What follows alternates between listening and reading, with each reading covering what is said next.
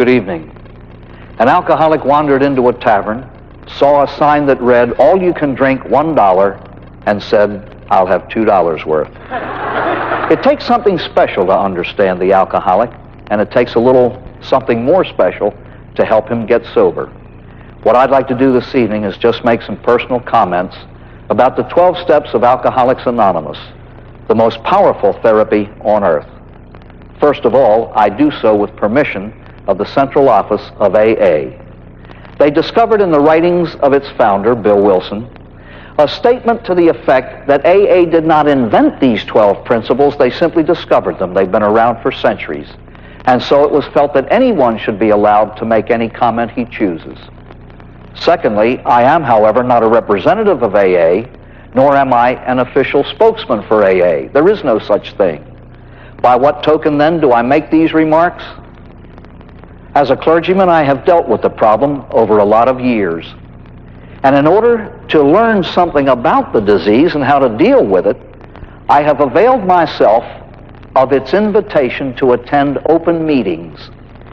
In the area where I live, there is read before every meeting a prologue that says, "We welcome and appreciate the cooperation of the medical profession, the clergy, and the public in general." So I have gone to hundreds of AA meetings, and I would like to share with you what I have learned from the men and women of that magnificent fellowship. AA started in 1935 in the Akron, Ohio home of Henrietta Seiberling by two men, Bill Wilson, a stockbroker, and Dr. Bob Smith, a surgeon. Desperate to stay alive, they reached out to anyone and everyone who might be able to help them. They accepted everything offered, keeping what worked and discarding what didn't. And they came up with these 12 simple sentences whereby they got well and have helped hundreds of thousands of others to get well. Please note, as we go along, every single one of these steps is written in the past tense. It's the only therapy on earth that dares to do that. They are not theorizing, if you do this, this might happen. They are chronicling what had been done. We've already done these things. This is the way we got sober. And I would just like to make some comments on these brilliant principles. The very first principle in AA of importance is the tremendous importance for each new alcoholic to get a sponsor, someone already in AA to guide him in the living of AA life. As a man once told me, it was not these 12 principles printed on a sheet of paper that saved my life. Someone could have mailed them to me, I could have read them and died drunk. It was a man who saved my life, my sponsor. It was the 12 steps carved in his life that simply made me want to be like him. All I had to do was do what he told me to do. And what he told me to do was these 12 things. If you do them, we promise certain things. And if you don't do them, we promise certain things. Let's begin at the beginning. We admitted we were powerless over alcohol, that our lives had become unmanageable. Ladies and gentlemen, powerless is an absolute term. There are no ifs, no ands, no buts, no qualifications, no conditions. Powerless. It is an acknowledgement of total surrender to a fact that is completely unpleasant. I can't handle alcohol, the alcoholic says. When I drink it, I lose. When I fight it, it wins. Surrender to an inanimate object. But paradoxically enough, the alcoholic surrenders to gain victory. He loses the battle to win the war. And so the only way that he will take on the rest of these 11 steps is to have this one firmly in mind. To me, step one is not something that you take and then go on. Step one is an acknowledgement of one's condition. The alcoholic says, I cannot handle alcohol, it handles me. I am an alcoholic down here, not just up here. I know some intellectuals who have acknowledged up here that they are alcoholics, but they haven't really bought it down in the guts of their souls, and they wind up dead. Because of all terminal diseases, alcoholism is the most terminal. If the alcoholic does not quit the drinking, if he does not stop the drinking will ultimately stop him. And so he must acknowledge what is so. He admits a colossal weakness. And ladies and gentlemen, one of the things in AA that many, many people find it difficult to do is to acknowledge a weakness. But my gosh, that's the strength of an alcoholic, is the acknowledgement that he can't handle alcohol. Because if he builds his life around that fact, he can live contentedly without it. My friends, a moron knows how strong he is. A genius knows how weak he is. Ladies and gentlemen, it is a conviction of mine that the depth and the seriousness with which an alcoholic will work the next 11 steps depends directly on the depth and the seriousness with which he accepts step 1. I cannot handle alcohol. When the alcoholic acknowledges that he is completely helpless, all of his own efforts have failed, he then ceases to be hopeless. Now there's hope. And where there's hope, he will reach out for help. Because when on the back burners of his mind, the alcoholic still believes that he can handle a drink, he'll try. He'll try. This is an absolute powerless. Many an alcoholic says, my life unmanageable? I never lost a wife, I never lost a family, I never lost a job, I didn't lose my cars, I still have a bank account. The director of a treatment center once told me, he said a man had attended some of the lectures while he was in treatment, and he came to his office one day, he said, those things never happened to me. And the fellow said, fine, we have just discussed what alcohol has not done to you. Now let's talk about what it has done. And he had him. Number one, you're here. We don't treat people with string bean problems here. Alcohol. That's what brought you here. And then they went on to the other things. Ladies and gentlemen, do you know what the alcoholic is like in his drinking days? The alcoholic is a man or a woman who climbs into a boxing ring with a champion and gets beat up. And he keeps doing that. And he keeps doing that. And 16 years of this. He climbs out of bed one day, he's all black and blue, he's on his hands and knees. Guess what he's wondering? As he's crawling toward the ring, how can I not get beat up today? AA leans over his shoulder and says, don't get in the ring. That's too simple. Too simple. And yet you know the statement that you hear in AA. If you don't take a drink, you can't get drunk. One's strength is in acknowledging his weakness. If I know I'm going to get beat up when I get in there, I don't get in there. And I stay well. That's what step 1 is about. A lot of people do find that this word unmanageable is unacceptable, simply because they haven't lost a whole lot. I heard a man say this: when I was drinking alcohol, an inanimate object controlled the greatest gift God gave me, my mind. Seriously, you think about it during your drinking days. Alcohol controls about 95% of the alcoholic's waking thought. Controls the people you associate with and those you stay away from. It dictates the restaurants you go into and those you stay away from. Come on. Alcohol is in control of the life of the alcoholic.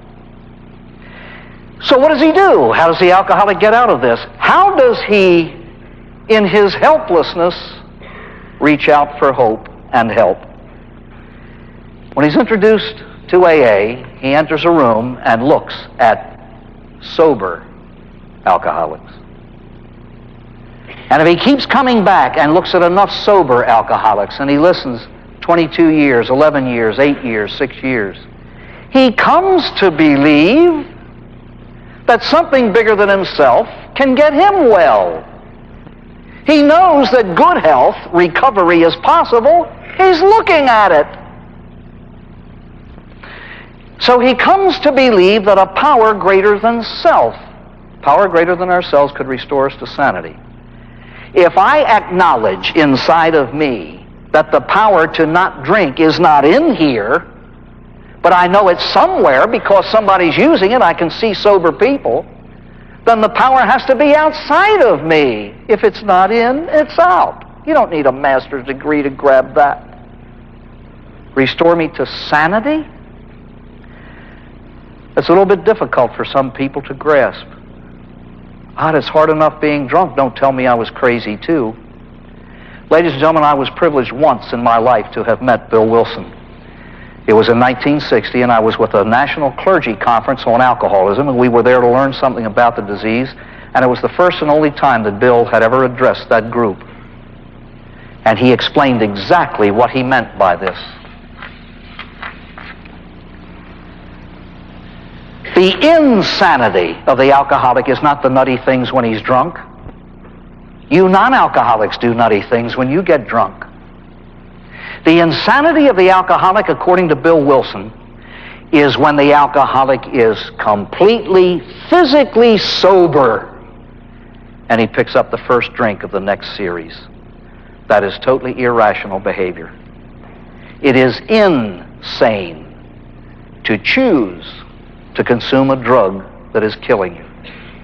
You remember from the old chalk talk, I over E is the formula for rational behavior. Intellect predominating over emotions.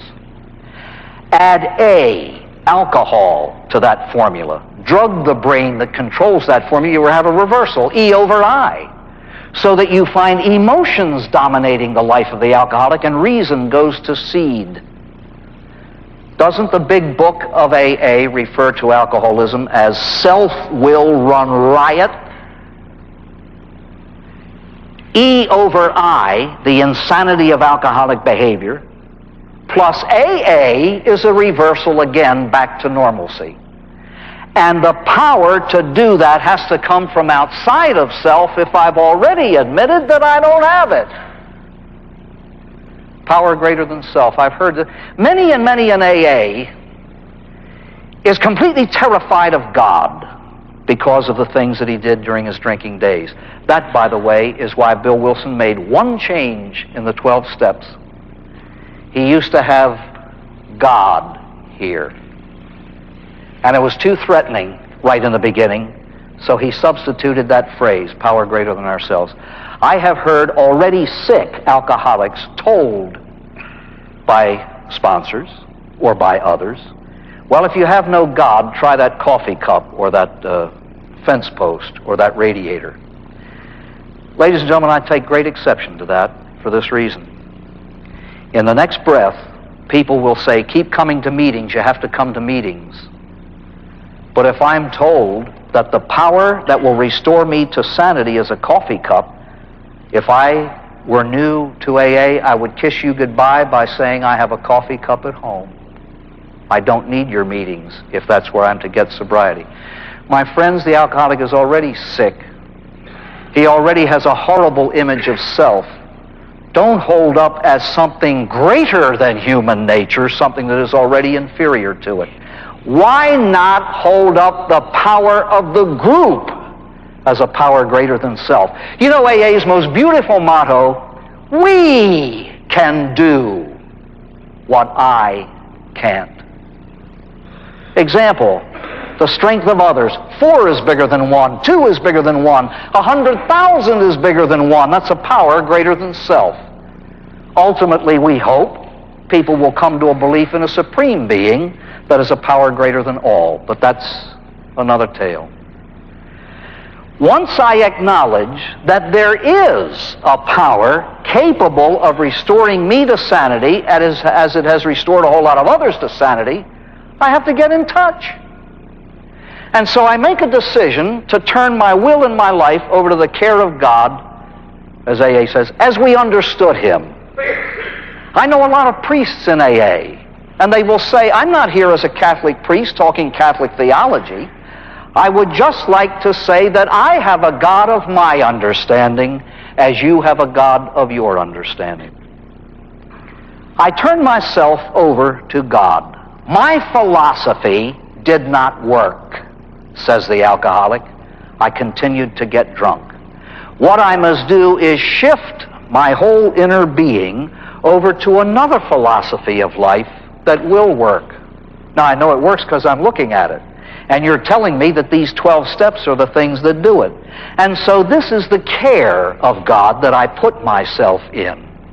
I make a decision to turn my will and life over to the care of God, and then I spend every day for the rest of my life trying to carry out that decision. Basically and bluntly, AA is a rather simple thing. Step 1, I can't handle it. Step 2, God can. Step 3, I think I'll get in touch. These get the alcoholic sober. Now, the problem is staying that way. Ladies and gentlemen, every alcoholic gets sober hundreds and hundreds and hundreds of times in his life. When you can't drink anymore, you have to stop, and ultimately you get sober. The problem is you always begin again. Insanity. The insanity of the alcoholic, starting it over again. How do we stay well? There's one line in the big book that says, half measures availed us nothing. What happens in alcoholism? The whole human being is destroyed. Body, mind, emotion, and soul. What is recovery? A restoration of body, mind, emotion, and soul. In other words, the job has to be complete. The job has to be complete. There needs to be a total overhaul of the human being. Where do we begin? By finding out what has to be done. We have to find out what has to be done. Every store, every business takes an inventory every so often. And so, we made a searching and fearless moral inventory of ourselves. Why is that word moral here in this business that we call a disease? We have to make a basic distinction. Ladies and gentlemen, the disease is not immoral. The subsequent behavior, which is a result of a drugged conscience, is always immoral. And the alcoholic cannot live with all of that, his past behavior, sober. Somehow or other, he's got to resolve the guilt of his past. What does an inventory do? Shows me what I've got, shows me what I haven't got, shows me what has to go. This is what we have to do with the human life. What have I got? Plenty. I've got plenty. Part of the pride of many alcoholics is a horrible self-image in which he says, I'm a nothing and I've got nothing. Then why did God signal you out to get well when 10 others might die? For every alcoholic who gets well, there are a number who won't. Every alcoholic has to ask himself, why me? Many alcoholics say, why am I an alcoholic? When the question should be, why was I singled out to get well? I don't know why, but I believe this. I can't prove it, but I believe it. I believe that everybody has within him some talent that is capable of touching another human heart that others can't touch. You better find out what it is. You're going to be asked to use it someday. God never made a nothing. I've got plenty of talents, and so do you. There's a whole lot that I don't have. And many of us spend our lives envying people their talents. Good heavens, forget that. You know, AA is a wise mother. I've learned this. Have you ever heard all this psychiatric stuff? He's alcoholic because he has an inferiority complex. And let's probe your child. You know what AA does? She looks you right in the eye and says, does it ever occur to you you might have an inferiority complex because you're inferior?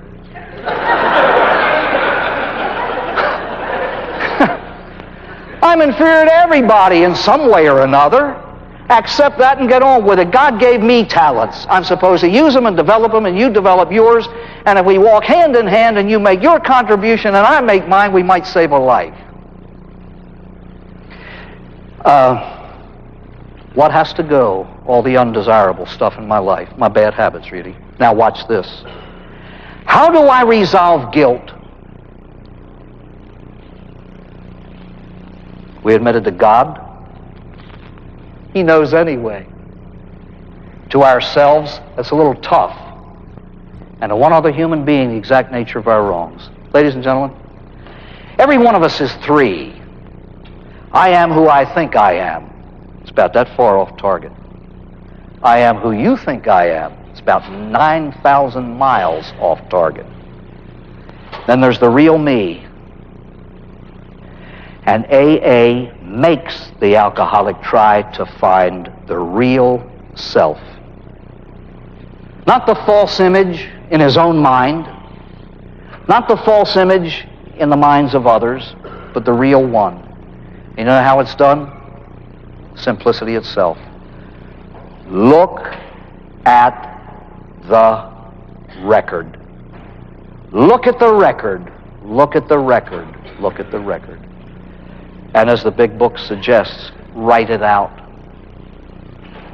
A man whom I respect very deeply once made the statement, after he had written out his life, he said, I was absolutely appalled at what alcoholism had done to me. He was looking at it.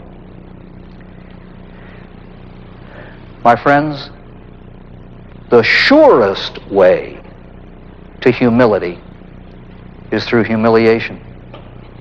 The surest way to humility is through humiliation. And there's nothing more humiliating than having one other human being know the real me. Who of you in this room would want any given 24-hour period of your life, every thought, every desire, every word, every feeling, shown on a screen to the rest of the world? I wouldn't want you to see my best day. This is what resolves guilt. How many of you have found you go away on a weekend retreat and somehow or other the grace of God touches you and you begin to unburden your life to another human being, and suddenly the burden of it all is lifted? You know, modern psychiatry thinks that it has discovered that one-on-one ventilation is good for the soul. We Catholics have had it for centuries. It's called confession. The psychological value of that, apart from the spiritual business, the pure psychological value of making known your true self to another human being is absolutely invaluable. Please remember this, please. If sobriety could be gained through 10 steps, that's all there'd be. If sobriety could be had through 5 steps, that's all there'd be. Ladies and gentlemen, these things aren't here because they're nice. They're here because they're necessary.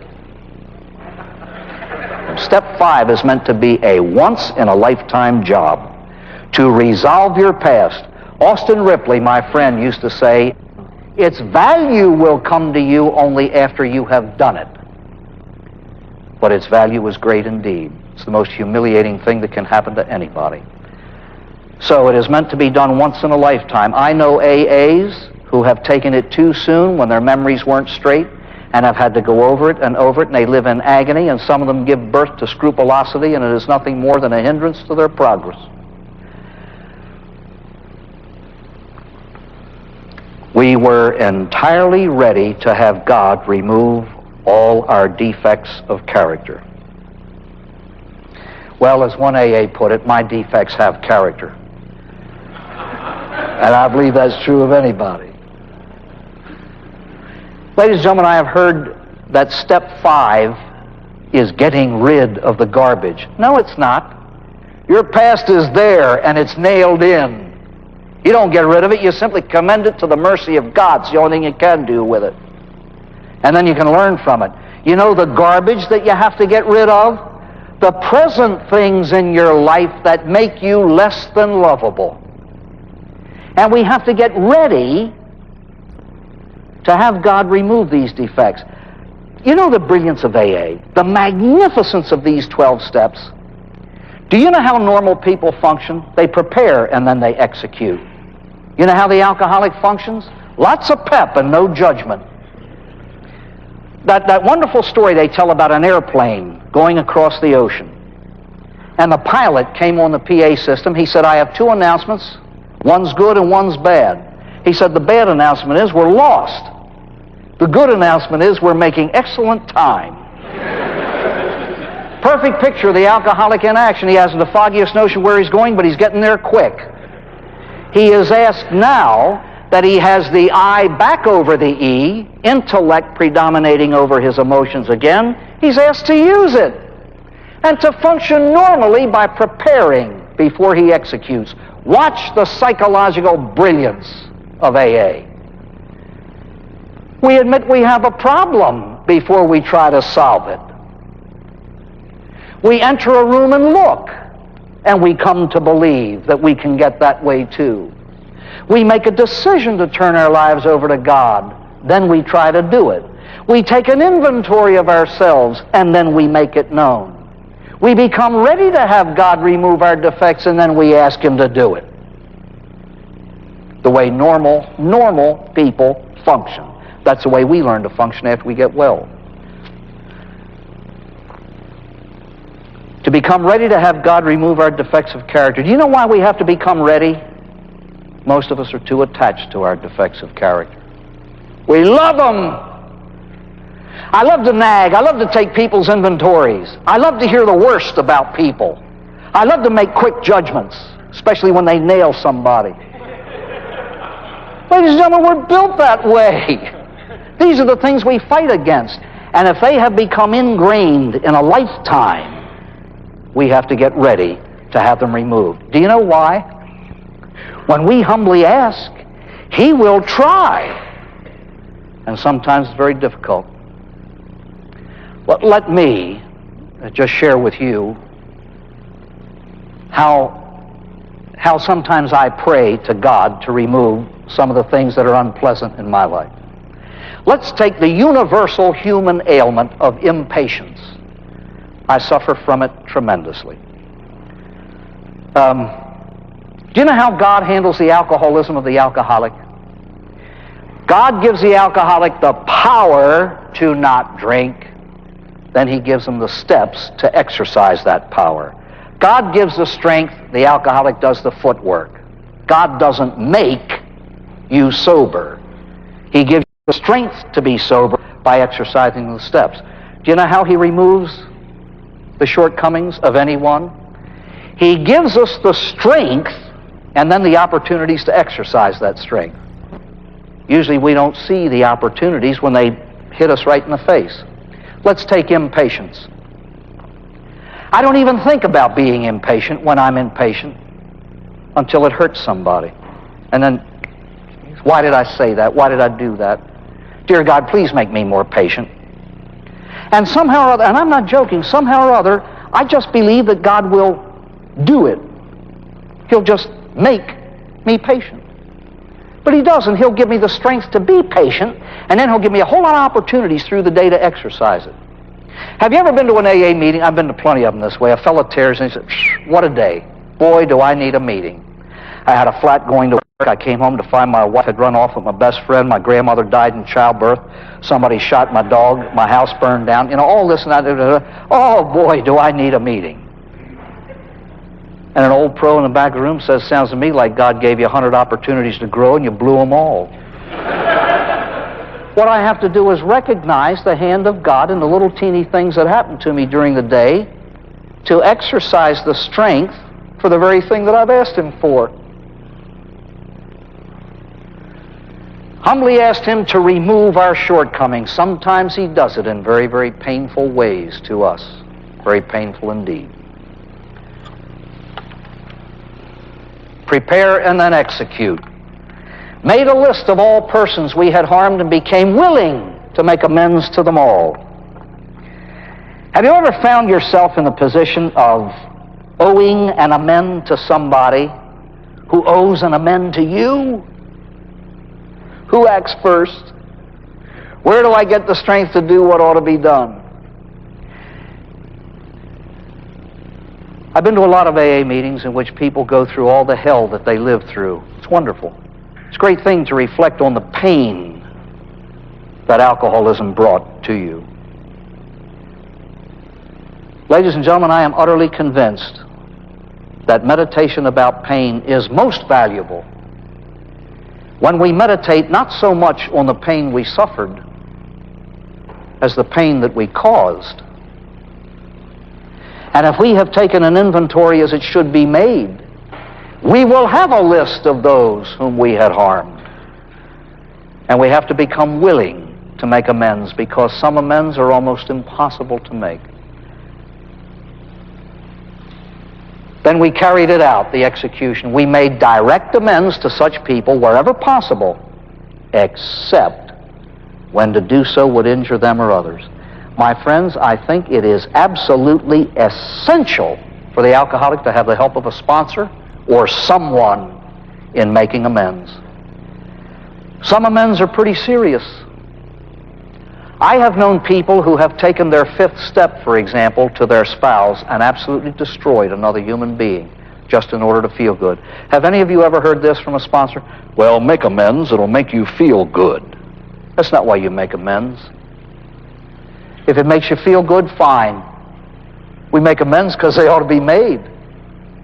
I compare making amends to paying your phone bill. If you want to grin while you're doing it, be my guest. But just pay the bill. Just pay the bill. If you get a kick out of it, that's fine. That's fine. Please get advice on this, please. Let me share something with you. A man went to a building in New York that was owned by a company that he had worked for. He was a writer. And he said in his drinking days, he did things that offended everybody.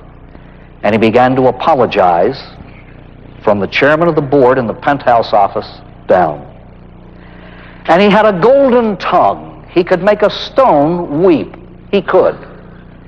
And he was giving this magnificent talk on alcoholism and what it had done to him and what it had made him do and how sorry he was that he had caused pain. And they were all patting him on the head and giving him cookies and milk, and he was having a wonderful time. And he went from floor to floor apologizing till he got to one man's office. And the fellow listened to his story. He said, Mister, direct quote, he said, "You were an SOB then and you're one now. Get out of my office." He was hurt and he was angry. And he ran to the elevator in that building and pressed the button, waiting for it to come so he could go and get a cab and go to the airport and go back to Chicago. He had forgotten all of the forgiveness that he had been given. He was only aware of his pain. And while he was waiting for that elevator, this thought struck him. That man did not have to accept my apology. I had to give it. Watch step 10, please. The brilliance of AA. She is a wise and loving mother. She knows that there is taking place a tremendous change in personality, in living, and everything else. But she is the realist. She knows the alcoholic is what he is. He was what he was. He did what he did. And given the chance, he might do a whole lot of things again. So she advises him, continue to take personal inventory, watch this, when wrong, promptly admit it. Now there are two things, obviously, to avoid here. One who does not promptly admit it because he doesn't like to admit mistakes. I do not like to be wrong. No one does. I mean, you can't be normal and enjoy being wrong. And so this is for those who balk at admitting a mistake. Then there's the other one, the peace at any price person. And I half fit that category. Oh, I'm sorry, my nose got in the way of your fist. You know, when wrong, promptly admitted it. You know what that does? It's a marvelous thing. It prevents new beginnings. Ladies and gentlemen, just listen to the words. Sought through prayer and meditation to improve our conscious contact with God as we understood Him, praying only for the knowledge of His will for us and the power to carry that out. You know why an alcoholic ought to pray? It's only fitting. It's only fitting for a person to have a working relationship with the God who gave him the priceless gift of sobriety. I just tell people, if you need someone to explain to you why you ought to pray to the God who gave you sobriety, there isn't a person on earth can explain it. What else is there to say? What is God's will for the alcoholic? Get sober and stay sober and do these things. You can go to your grave on that minimal amount. I have heard too many alcoholics say, when I was drunk, I used to bargain with God. Get me out of this and I'll never drink again, but today I meditate on it. Don't you ever undermine or understate the prayers you said when you were drunk. They were the best prayers you ever said. He answered them. You're here. The prayer of a drunk is the prayer of a soul in pain. And those are the souls that God loves best. Don't ever forget that. You know why we have different kinds of prayer? For different occasions. I always compare prayer to clothing. You don't wear a bikini to the Arctic, you don't wear a parka at the equator. And so there are times to meditate when you feel like it and when you're capable of it. But did you ever try to meditate with a toothache? Did you ever try to contemplate after major surgery? Did it ever occur to you that sometimes the little prayers your mother taught you are the only link you might have to heaven at any moment in your life?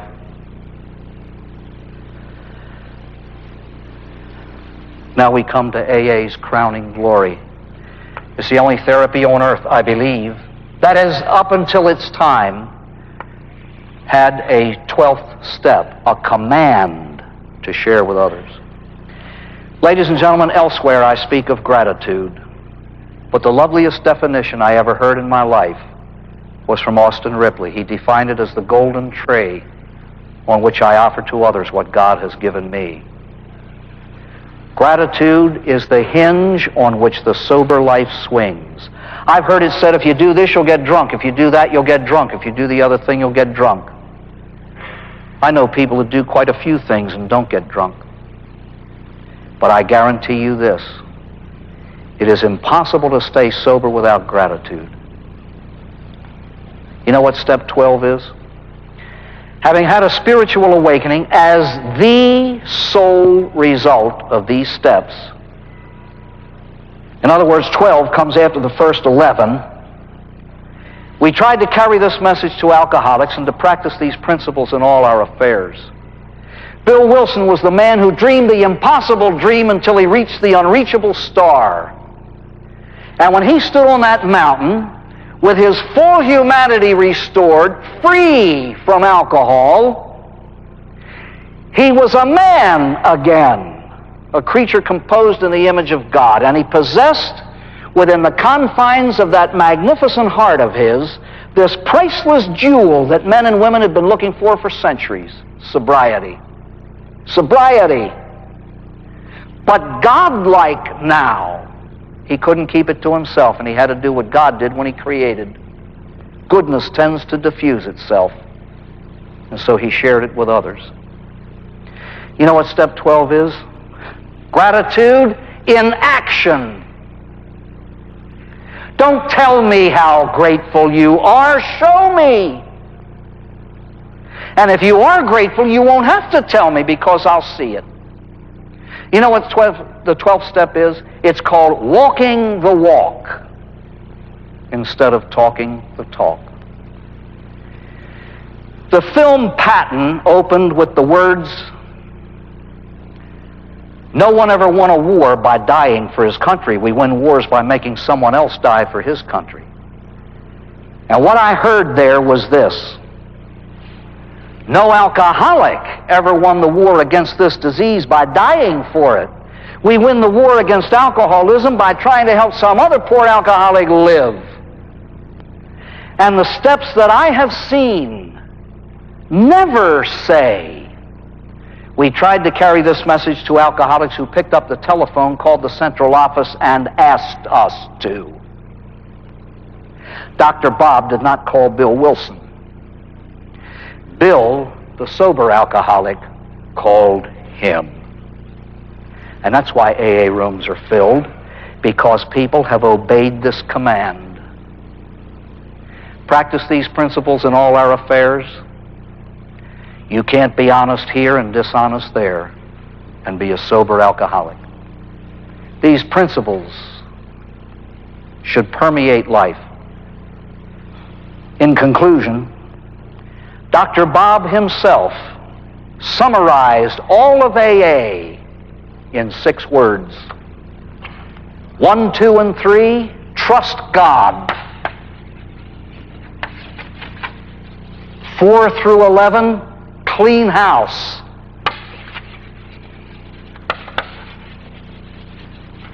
Step 12, help others.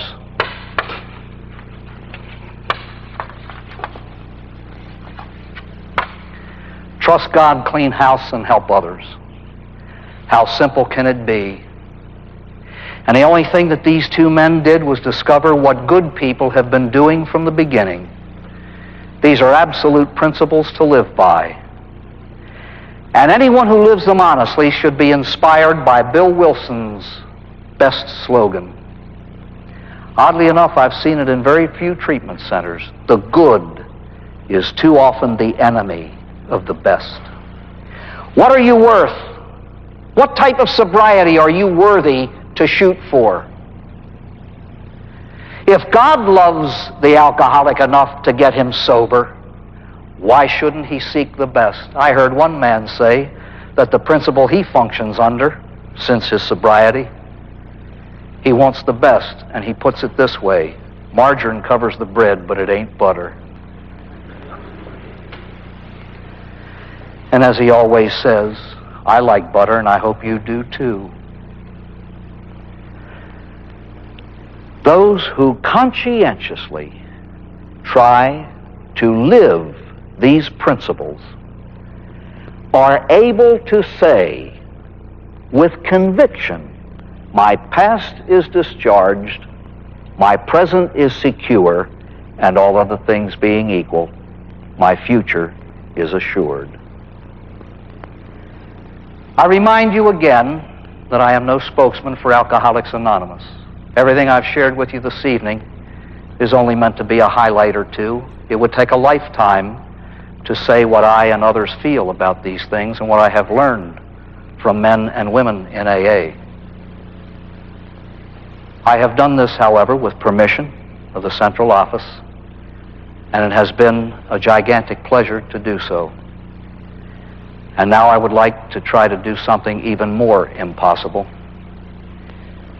and express to the men and women of all ages in AA personal gratitude for what I have learned and the gratitude of a whole world.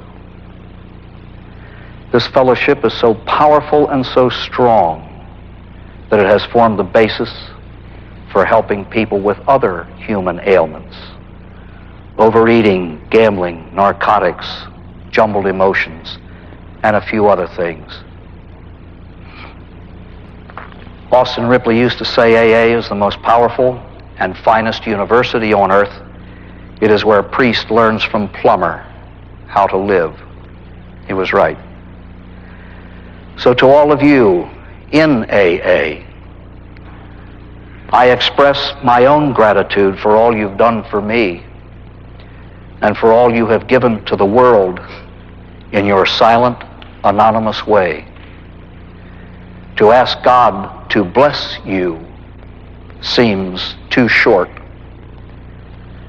And so if you will permit me, I'll reach into my Irish heritage and wish you the blessing of the poetic Irish heart. May the road rise to meet you, and the wind be always at your back. May the sun shine warm upon your face, and the rains fall gentle upon your fields. And until we meet again,